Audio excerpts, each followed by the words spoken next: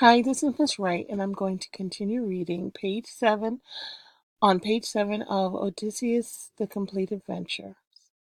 Realizing that his trick had failed, Odysseus agreed to meet the army at Aeolus.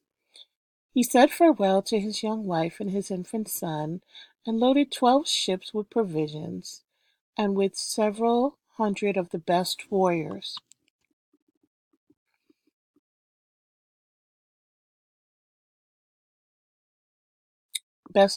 on Ithaca. They set sail for Aeolus. Some people have said that Odysseus was dishonorable and even cowardly for trying to trick Menelaus and Palamedes, but Odysseus had excellent reasons for not wanting to sail to Troy. Remember the prophecy by Halitherses. Once he joined the expedition, however, he committed himself completely to making it successful. In fact, he would save the expedition on at least one occasion and would finally prove to be the most effective of all the Greek warriors at Troy.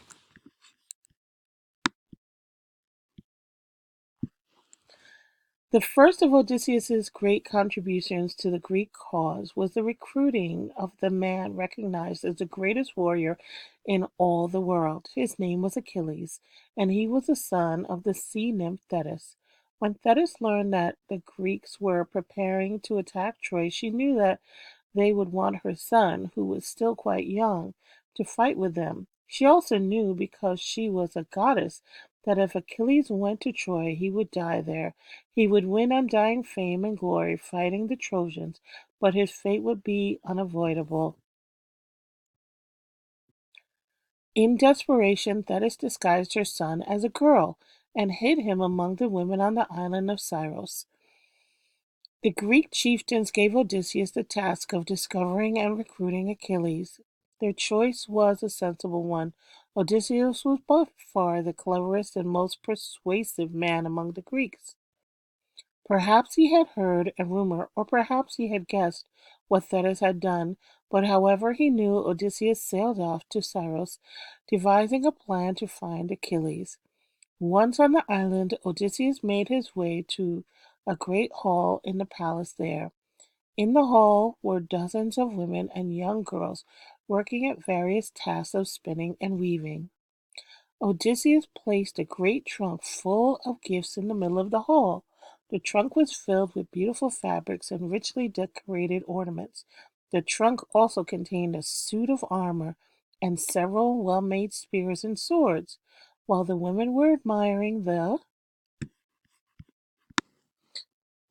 lovely material and the brilliant jewelry, Odysseus noticed that one girl's attention was fixed upon the weapons. Odysseus then sounded a false alarm, making the others believe that the island was being attacked by pirates. The young girl who had been admiring the spears and swords immediately stripped off her womanly garments and, grabbing the weapons, prepared to meet the attack. The young girl was, of course, Achilles. Odysseus saluted him and easily persuaded him to join the Greek army. Achilles assembled his followers and the glorious warriors called Myrmidons, and sailed with Odysseus to Aeolus.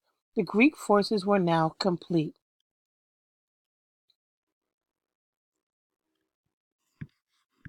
The fleet of the Greek allies was the mightiest military force the ancient world had ever seen.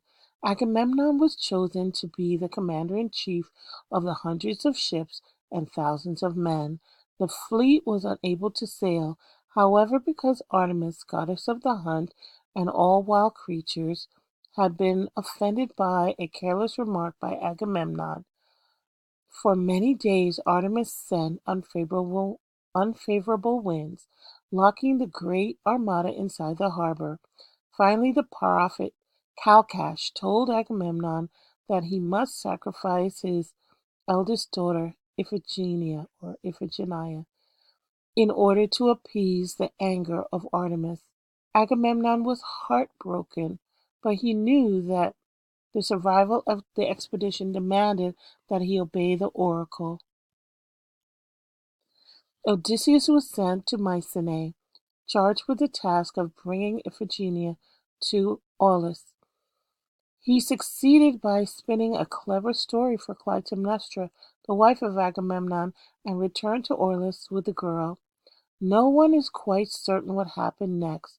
Some say that Iphigenia was actually sacrificed. Others say that Artemis took pity on the young girl and miraculously transported her away from the altar to live among the Taurians.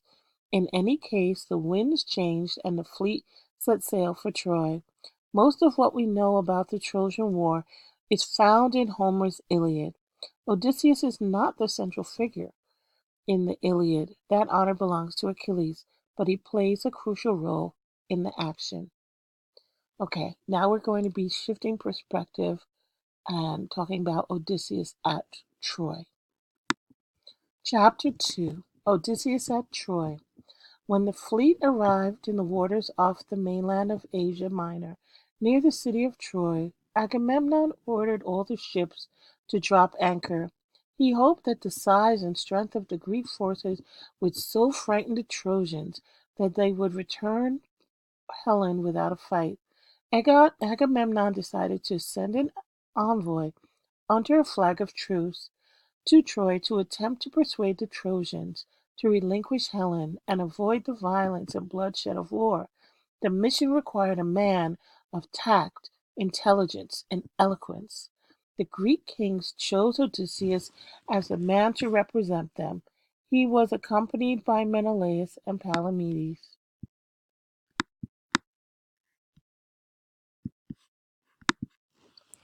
The three Greeks were allowed to enter Troy, and King Priam ensured that they were given, despite the circumstances, a hospitable welcome. That's Xenia again.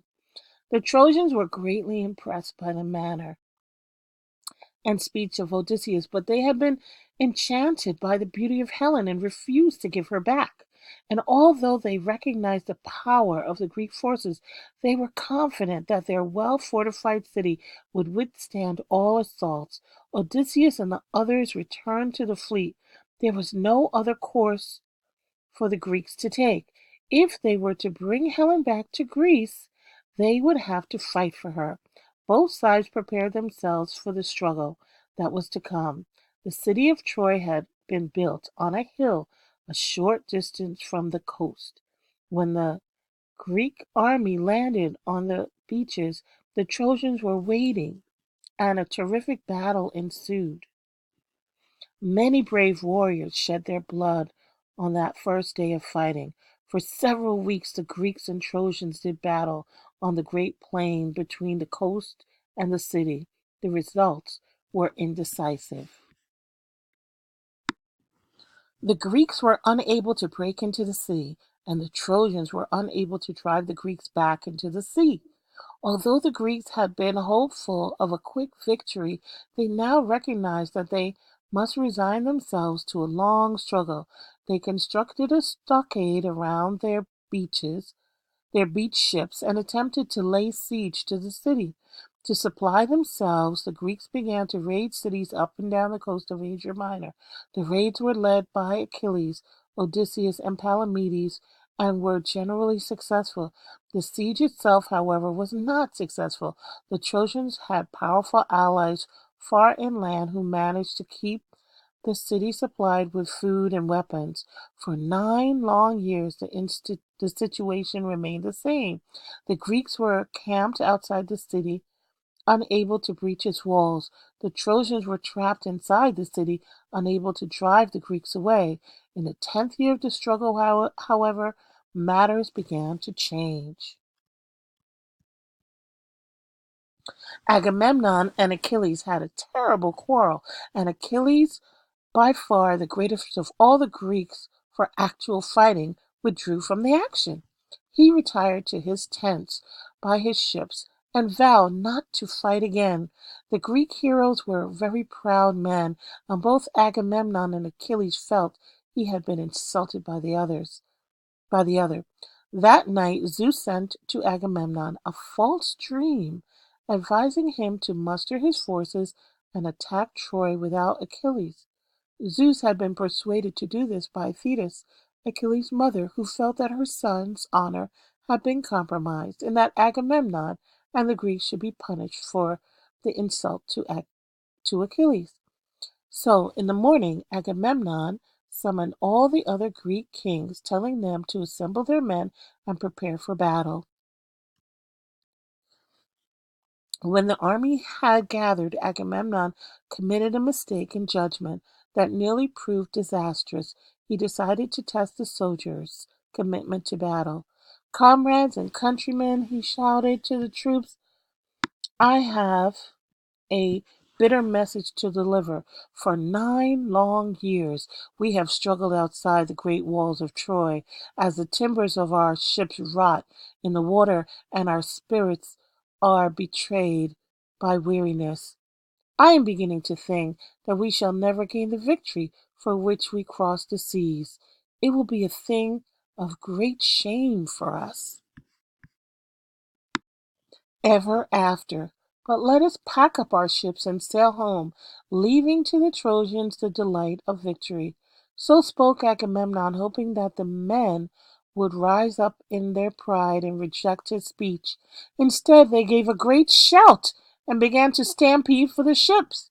The Greeks were dismayed. The Greek kings were dismayed and watched in horror as the army began to disintegrate before their eyes. Athena, who had been partial to the Greek cause from the beginning, saw the disaster that threatened the expedition. She encouraged Odysseus to act. "Great Odysseus, son of Laertes," said the goddess, "will you let all you have struggled for go to waste now? Remember all the Greeks who have died here, far from the lands of their fathers. Arouse yourself and speak to the men and prevent them from this shameful retreat." Hearing the goddess speak, Odysseus did not hesitate. He rushed to Agamemnon and grabbed the royal scepter. Circulating among the men, Odysseus appealed to their sense of humor. "Come now, sir," Odysseus said to each man he encountered. "This cowardly behavior of yours is not proper or right. Return now to the meeting place and bring your fellows with you. Remember your pride as a Greek and as a warrior." In this way, Odysseus managed to calm the men and convince them to assemble together once again. But once everyone was again seated, a man named Thersites, a common soldier, jumped up before the assembly. Thersites was known by all the men as one who complained and cursed endlessly. He quarreled with everyone and continually spoke rudely to Achilles and Odysseus, the two heroes he hated most. He was very ugly, having a hunched back and a pointed head with scraggly hair. "Okay," Agamemnon screamed Thersites, what crackpot scheme have you come up with now to plague us? Hasn't your greed been satisfied yet? We have brought you slave women and gold from our raids, but you bring us nothing but sorrow. You can stay here if you want, but I, for one, think we should all get out of here and go home." In an instant, Odysseus grabbed Thersites and spoke to him. "You foul-mouthed, misbegotten wretch! You have abused a better man for the last time. If you ever again talk in this manner, I will strip you naked and send you howling like a beast out of the camp." And with that, Odysseus began to beat Thersites with the scepter until the miserable man began to whine and whimper and weep. Polysyndeton and alliteration. The rest of the soldiers roared with laughter, pleased that Thersites had finally been silenced. "Good old Odysseus has done many great deeds," they said to one another, "but this is surely one of the best. At last, that bragging and arrogant Thersites has gotten what he has long deserved." Odysseus then turned and spoke to the assembled Greeks. "Friends, we have been here a long time, and you have a right to be impatient, but it would be disgraceful to strive so long for something and then to give up. Remember your pledge to bring Troy to its knees, and remember that the prophets and the oracles have told us that if we endure, we shall finally be victorious.